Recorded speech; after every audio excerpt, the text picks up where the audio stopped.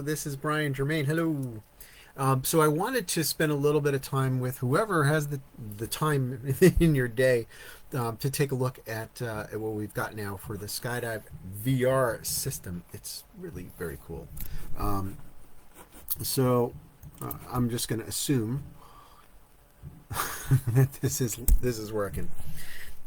So here we go. I'm going to launch Skydive VR right now. And so I'm going to demonstrate all the functionality that's available in the instructor type simulation. I think is quite a bit better than well, it's got more functions.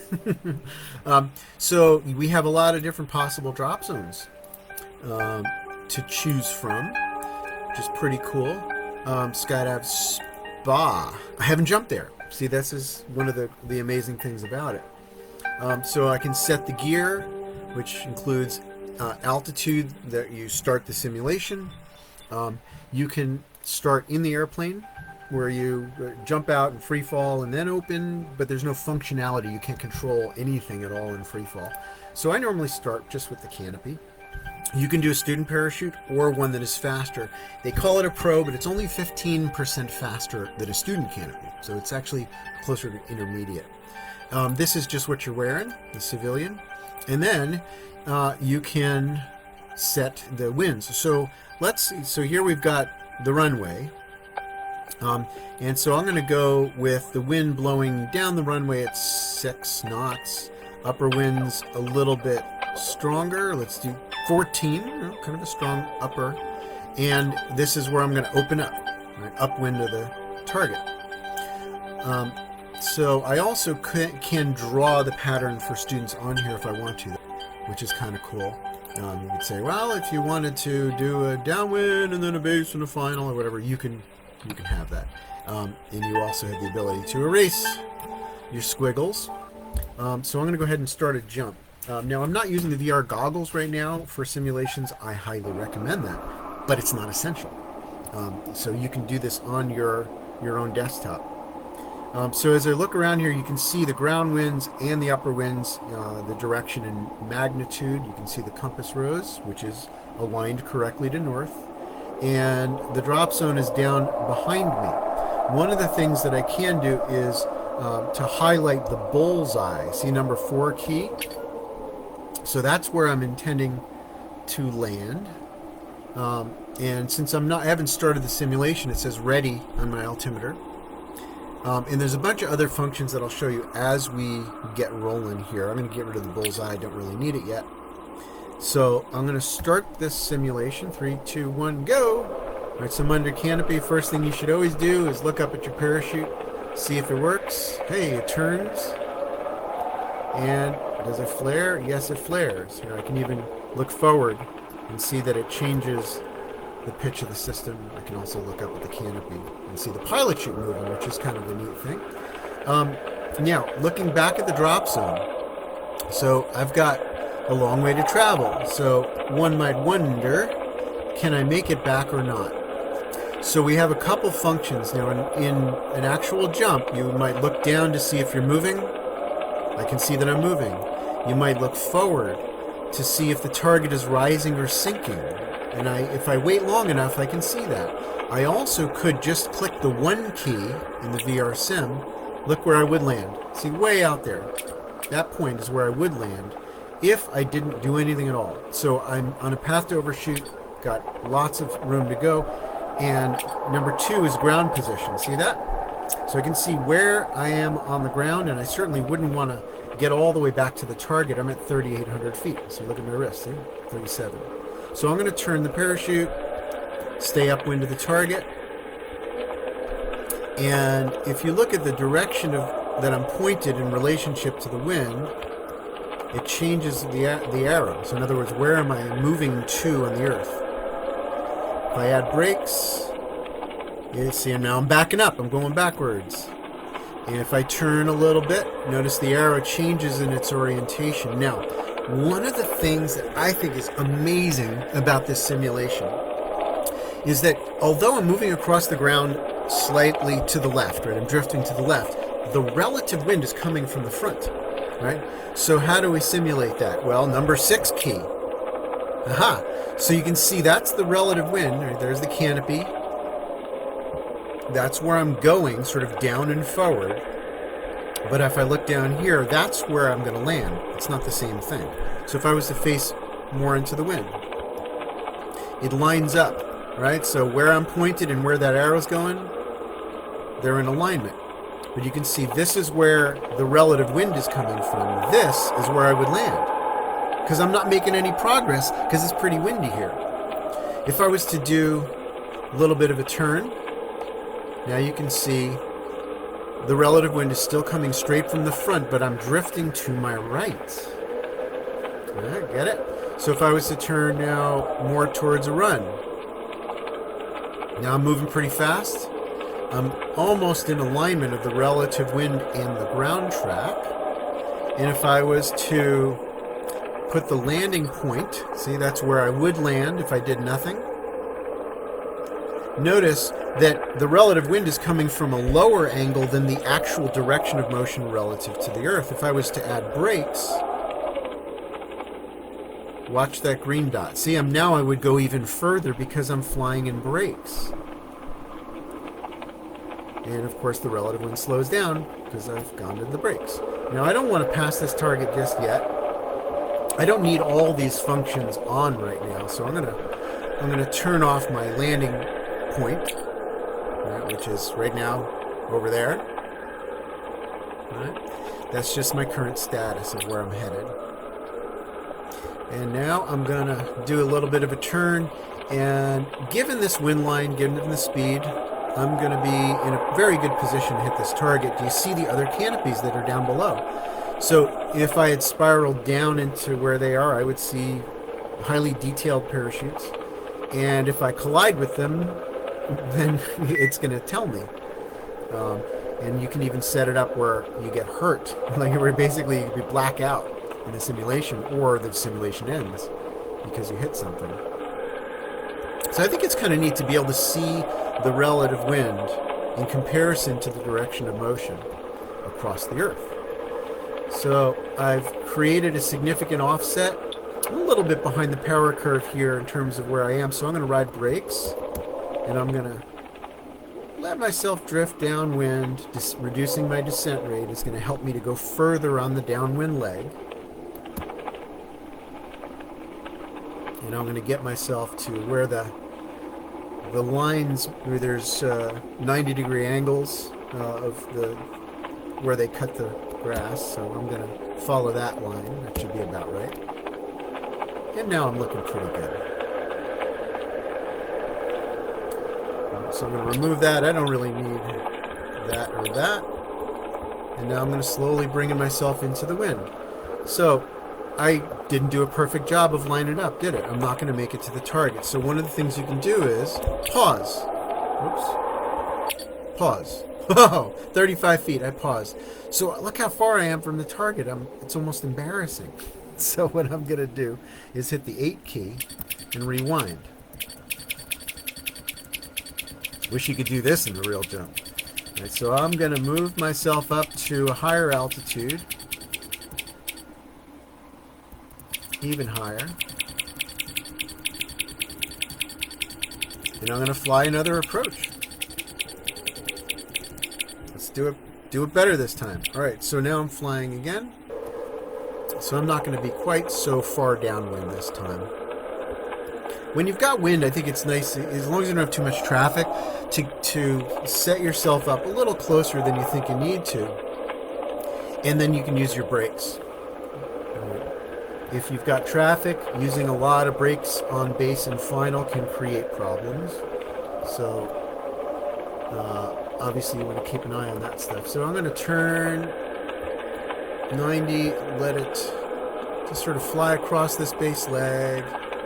I'm a little closer than I was before. 450 coming up now. Looking for traffic. 300 feet. And now I'm going to bring myself in the braking turn.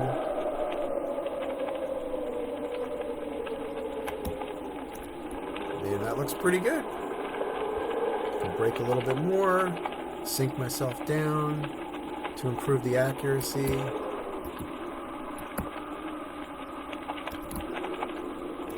There we go.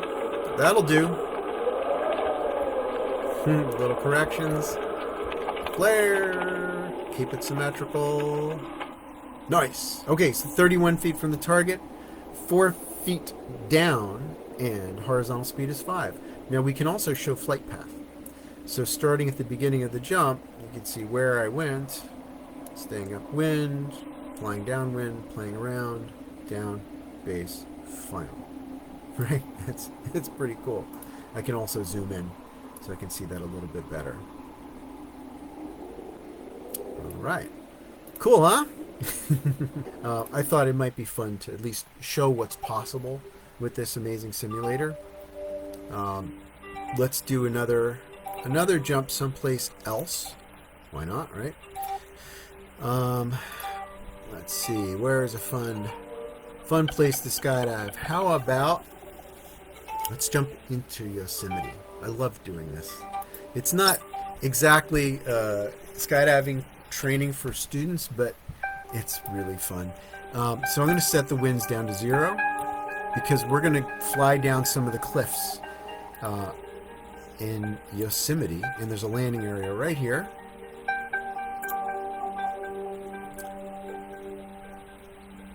All right, starting the simulation. All right, so the target is down to my right. I can kind of see that. And if I look forward, hit the target, jump when ready. All right, so I just clicked, A or D key. All right, so just for, I mean, this is just for excitement for most people, but for somebody like me that actually does fly in the mountains, this is good training. So there's the target down to my left. I can even highlight the bullseye. See it? That's where I'm supposed to land. And having flown this line a number of times, I know that the edge of the cliff is at about 3,500 feet. So for maximum fun factor, I'm going to stay over the edge the way we would in reality. El Capitan is off my left wrist.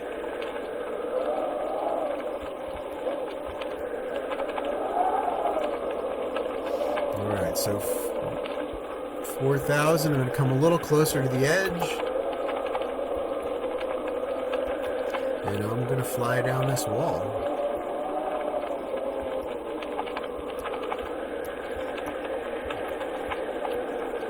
I get my adrenaline up a little bit when I do this thing because it's having done this kind of thing before, a lot in Norway. It's, obviously when you do it for real, it's super intense, and that intensity really can transfer to the simulation, which I think is great because then you can be doing this in a sim and reminding yourself to breathe and relax your muscles.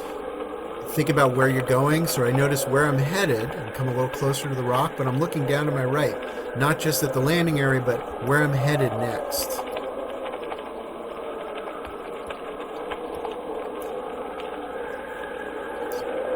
Okay, and if you hit the wall in reality, obviously you die. If you hit the wall in this simulation, it ends the simulation. So, yeah, I'm going to try to be as cautious as I could without it being boring, if you fly a line down a mountain, you don't want to be bored, so you don't want to be too far away, but the first few times you do it, you're going to be extra careful. And kind of go right above this little knob. It's awesome, right? Fly along this. Now obviously if I turn right, I gain altitude relative to the rock. If I turn left, I die. Alright, so now I'm at 2,100 feet. I'm gonna... Oh, I hit the rock! How embarrassing is that? It's hard to see when you're not on the goggles.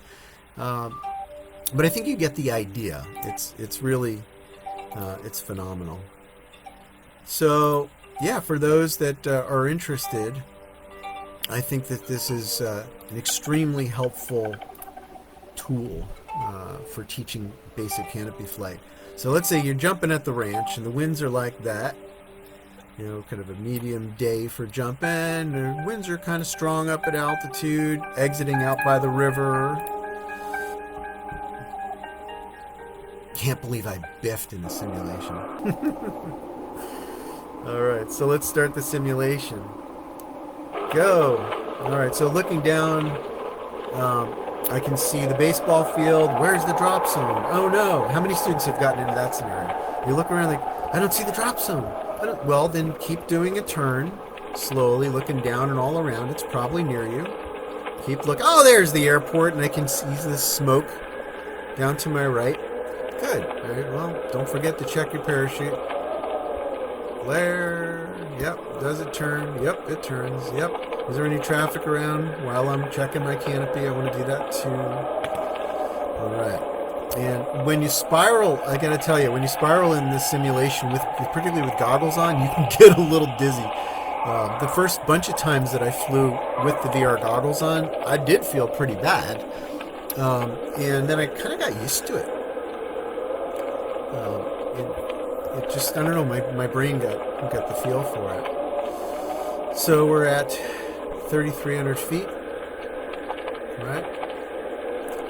And let's spiral a little bit more, looking for traffic. Where you look when you spiral. You look down and in front of you. Where am I going?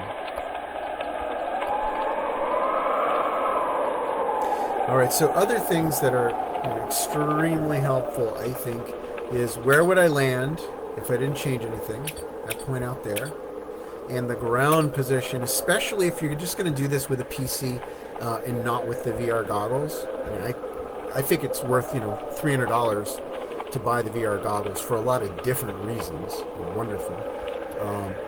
But if you're considering, as an instructor or drop zone, you're thinking about getting the simulator set up, please get the goggles, set up bungee cord toggles or something like that, and make it real for people. Get a blower fan. It keeps the goggles from fogging up, but it also helps it feel a lot more real. Let's see how close we can get to this target. So right now I'm using the mouse to change where I'm looking since I don't have a neck to do it. So I'm looking for traffic. I'm looking at my ground speed. And this is not a bad place to be. 1,200 feet, that's a pretty good spot. So I'm going to fly kind of a box drift pattern, a little bit of both. So I'm going to get myself a little closer to the entryway to the drop zone here, that road. 900 feet, I'm going to start my downwind leg. No traffic. Now I know that the winds near the ground here are pretty low. See, the plane's taking off. That's why we're doing a left-hand pattern, not a right-hand pattern. Starting my turn over the building. Now on the base leg, I can let it drift to my right a little bit. See, I'm letting it drift away from the target. And I'm going to slow it down just a little bit here as I slowly bring it into the wind. Okay, now I look at the target, see if I'm going to overshoot. Looks like I was a little bit. I'm turning like crazy because the keys are so sensitive. If you have real toggles, not so much. Alright, so 100 feet, I'm not going to do anything but let it fly. Flare. I flared a little high, but in the simulator you kind of have to flare high. 5 feet from the target. Not bad. Redeemed myself for having messed up on that mountain flying one. So yeah, I just thought this would be fun to do some simulations that people can kind of watch and get a sense of the versatility of this amazing software. And then they ask me, so Brian, what's the deal with the cost of this thing? Well, basically, it won't cost you anything to get it, but to use this software, you need to you're paying $4 a jump for each simulation. Of course, you can pause and rewind and do multiple approaches. but it's $4 a jump. You can just put some money on account, and then if you're training students, they can give you $4 or $5, $6 or whatever you think is appropriate for the coaching and training. You obviously should charge a lot for the coaching if you're good at it. You deserve it. Why not? Good coaches need to get paid so that they can keep doing what they're doing and not have to get a job, right? I'm going to set the entry point out this way a little bit. Now, if you're a drop zone that's really busy, though, I think it's a good idea to just pay for the unlimited use of this software, which is $400 a month. I think it's worth it. I mean, how much do you spend on an audible altimeter, for just one of them? And how many lives can that save? So here we go. Start another simulation. This is in France. Pretty, right? Let's check the canopy. Looks good. Any traffic in front of me? Any traffic off to my right as I do my clearing turns? Traffic to the left. See, talking your students through this stuff about where they should look and what they should be doing, how they should breathe, all that stuff's very, very helpful. Now, if I look down to the drop zone here, just making sure I have no traffic, I'm more or less upwind of the target. You can see the smoke, so you know what direction your wind is going. Landing point right now would be way out there in the mountains. And here's my parachute's heading. And see, it's off to the left, right? Because the wind is from my right. I also can see where I am on the ground. So I'm going to hook it back around. Any traffic? Nope, nobody there. I think this is also a really wonderful tool for those who are healing from an injury. You can keep flying approaches and keep your skydiving brain warm. Or if it's winter where you are, or the drop zone closed down for some other reason for a while, the plane broke, you can continue simulating.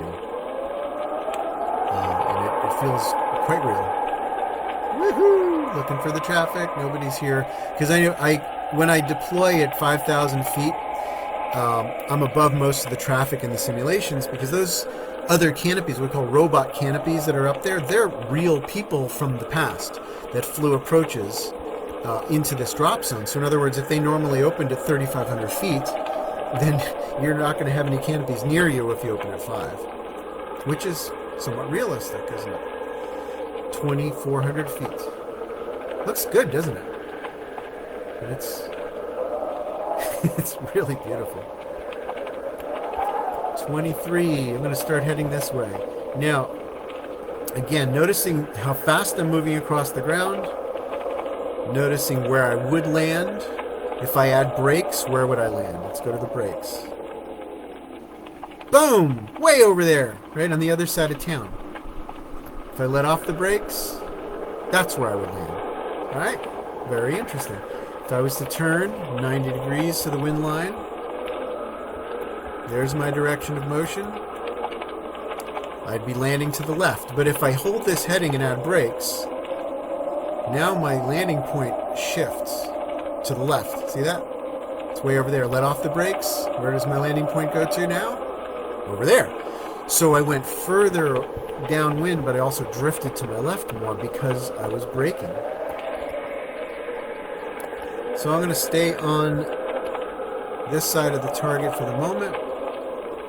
And I'm going to be doing a left-hand traffic pattern with the runway on my right on final approach. Alrighty, looking good.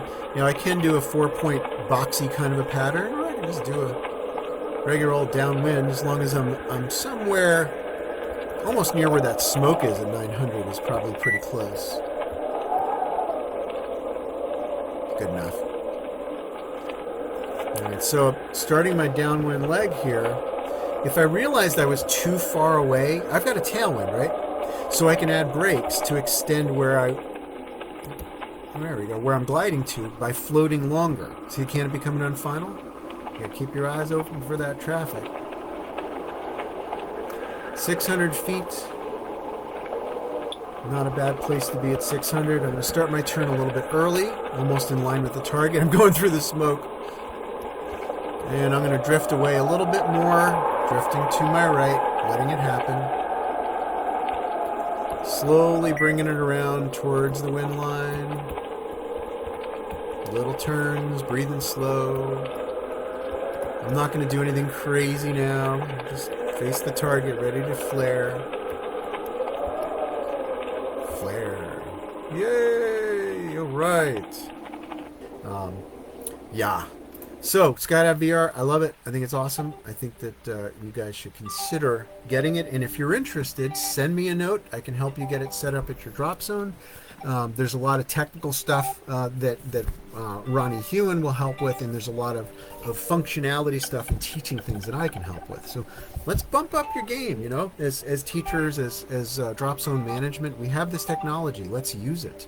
And that way the radio really will be just a backup, just a real, you know, kind of emergency sort of a thing in case somebody's kind of screwing up. But they don't tend to screw up as much if you run a bunch of these simulations beforehand. So it's cool. Now, what if this was the best jump of your life?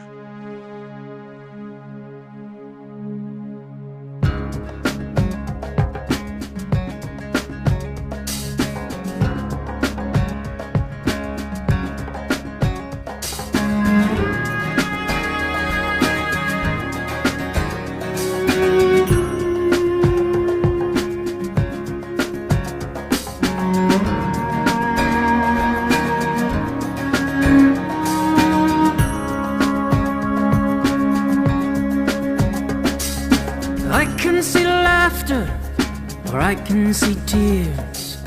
I see a choice, love or fear. What do you choose? I can see peace, or I can see war. I can see sunshine, or I can see a storm. What do you choose? No, I choose to love where freedom flies from my heart, where the light keeps shining. And I choose to feel the whole world crying for the strength that we can rise above. I choose love.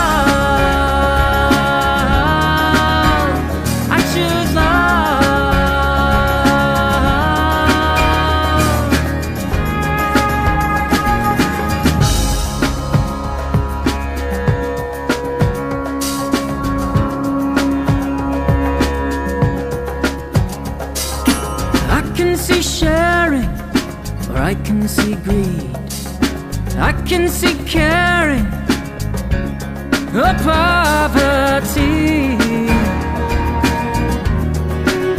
So what do you choose? I can see gardens, or I can see bombs. I can see life or death coming on strong.